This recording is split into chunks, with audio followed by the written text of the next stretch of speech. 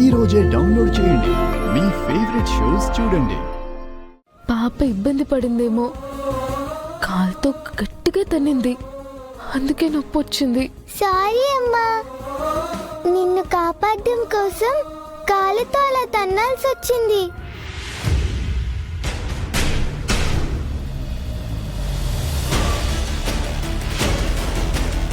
ఏంటండి పాప ఏదో అంటుంది? అదేం లేదులే, ముందు లోపలికి వెళ్ళి రెస్ట్ తీసుకుందు కానీ. మావయ్య, ఫంక్షన్ అయిపోయింది కదా, ఇక అందరికీ భోజనాలు పెట్టేద్దాం. అలాగే బాబు. మంగళ, వీళ్ళ భోజనాలు ఏర్పాట్లకు చూడు. అమ్మా, అందరు భోజనాలకు పదండి. పదండి అమ్మా. రండమ్మా, అందరు భోజనం చేద్దరు కానీ. అందరు భోజనాలు చేద్దరు కానీ రండి. అనుకున్నదొకటి అయ్యిందొకటి. పదండి.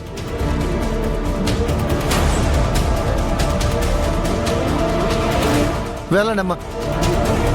రాథోడ్ సార్, బాంబుని డిఫ్యూజ్ చేశాను, నువ్వు వెళ్ళి దాన్ని అక్కడి నుంచి తీసే.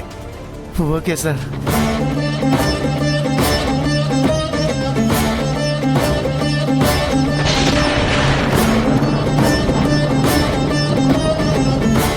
వచ్చిన కార్యము ముగిసినది కదా బాలిక, ఇక మా లోకమునకు బయలుదేరదమా?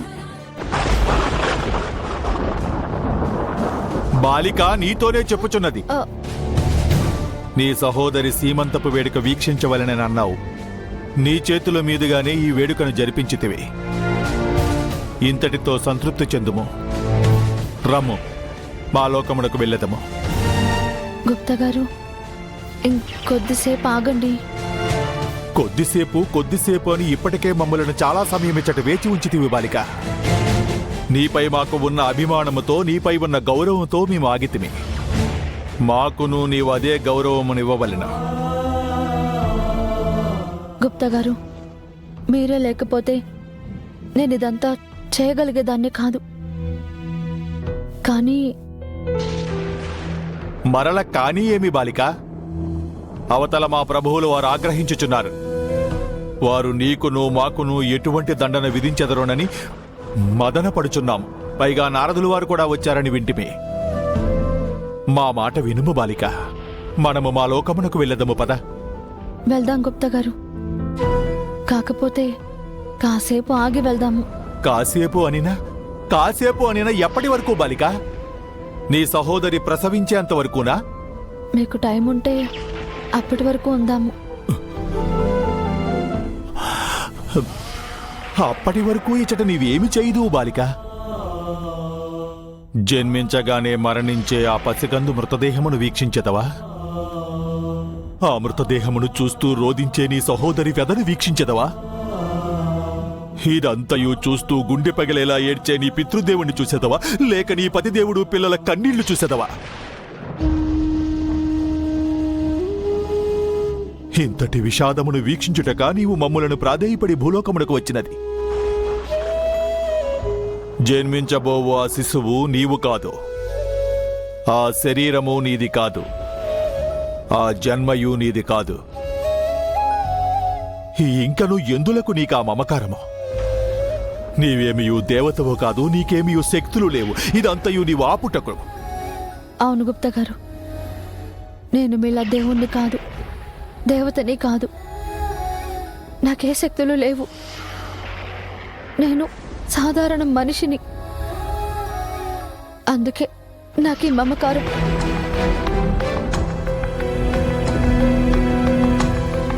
నన్ను హఠాత్తుగా చంపేశారు. నాకు మళ్ళీ జన్మ ఉందని, నా చెల్లికి నేనే మళ్ళీ పుడతానని చెప్పారు. తీరా పైకొచ్చాక అది అబద్ధం అన్నారు. నాకు మరో జన్మ లేదన్నారు. నాకిదే ఆఖరి జన్మ అన్నారు. అయితే నేను మా వాళ్ళని మళ్ళీ చేరే అవకాశం లేకపోతే ఇదే కదా నేను నా వాళ్ళతో ఉండే ఆఖరి గడియలు.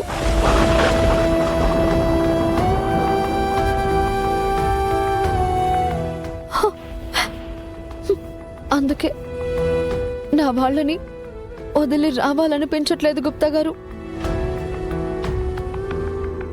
ఎంతసేపు ఇక్కడున్నా తనివి తీరట్లేదు. నా మనసు అంతా ఇక్కడే ఉంది. నన్నేం చేయమంటారు చెప్పండి? నీ ఆవేదన మాకు అవగతమైనది బాలిక. కానీ నీ విచట ఉండరాదు. జరగబోవు విషాదమును నీవు వీక్షించి తట్టుకొనలేవు. పైగా నీ శోకము నీ కుటుంబమునకు శ్రేయస్కరము కాదు. అందులకే మా లోకమునకు వెళ్ళదము రమ్ము అని పిలుచుచున్నాను.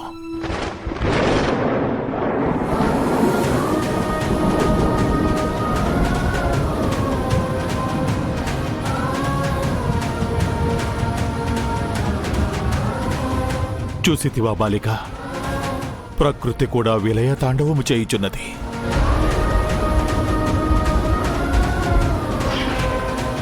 గుప్తా గారు, కనీసం వాళ్ళు ఈ ఊరు వదిలి వెళ్ళేంత వరకైనా నన్ను ఇక్కడ ఉండనివ్వండి ప్లీజ్. మరల ఇది ఏమి తెరకాసు బాలిక? నీకు మేము ఎంతగా చెప్పినను అవగతమగుటలేదు. మమ్ములను ఎందులకు ఇంకను పదే పదే ఇరకాటమును పెట్టుచున్నావు? ఇదొక్క కోరిక గుప్తా గారు, ఆఖరి కోరిక. ఇంకేం అడగను.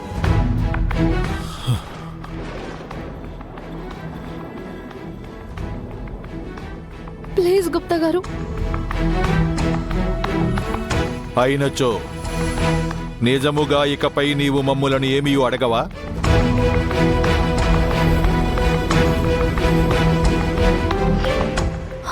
అడగను. అయినచో అలాని మాకు ప్రమాణము చేయము.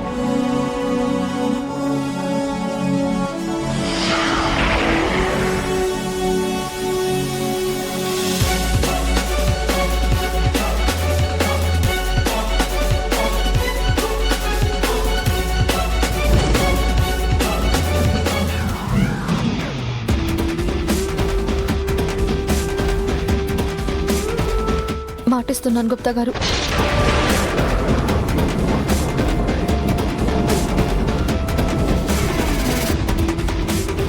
ప్రమాణ పూర్తిగా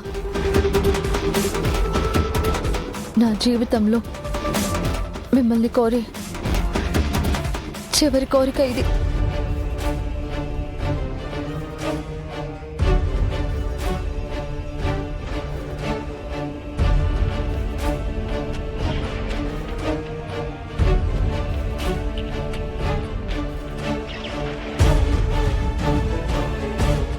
సరియే బాలిక, ఆ శిశువు మరణము అనివార్యమని మేము చెప్పినను నీ విచటనే ఉండి వీక్షించదలచితివి.